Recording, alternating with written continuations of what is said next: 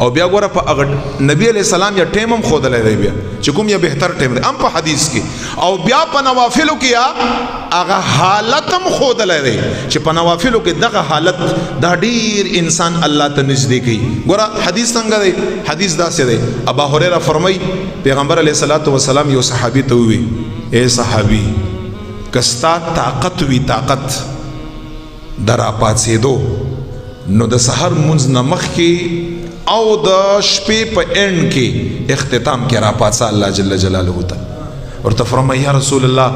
دا څنګه ټیم دی ورته فرمایي دا داسې ټیم دی چې په دغه ټیم کې کوم قربت او نزدېکت بنده الله سره حاصلوي دغه قربت او نزدېکت بل په یو ټیم کې هم نشته نبی علیه الصلاة والسلام فرمایي ټیم یې مرته وښوده او دا غینه بعد حدیث دی پیغمبر علیہ السلام فرمایي چې په نفل مونځ کې یا په فرض مونځ کې په دغه مونځ کې د ټولو نه قربت والا حالت کوم یو دی نبی علیہ الصلوۃ والسلام فرمایي چې کله انسان په حالت د سجده کې سبحان الله چې په نفل کې په حالت د سجده کې کنه بس نبی علیہ السلام دلته ختمه کړی دا چې دلته د بنداو د الله په مینس کې چې کوم قربتي یو حالت داسې نشته یو حالت چې دومره قربت د الله او د بنده په منځ کې پیدا شي څومره قربت چې د بنده او د الله په منځ کې په حالت د سجده کې پیدا کړي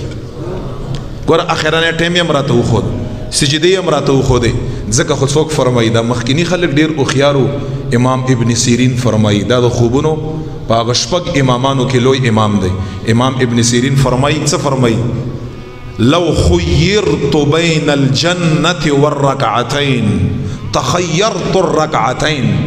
امام ابن سیرین څه فرمایي چې خدای پاک جل جلاله مال اختیار راکا چې 2 رکعات مونږ ما تکړی او که جنت لزی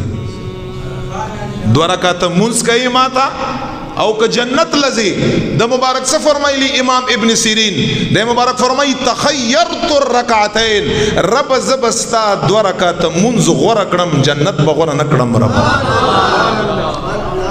چاته پوسټرو کې ولی امام ابن سیرین ورته فرمایي چې په جنت کې وزما نفس خوشاله شي خو په 2 رکعاتونو باندې چې کوم قربت او لذت ماته ملاوږي کنه هغه قربت په یو ځای کې نشته دی ورته زبا 2 رکعات مونږ غوړه کړم دا هغه خلکو ولی مونږ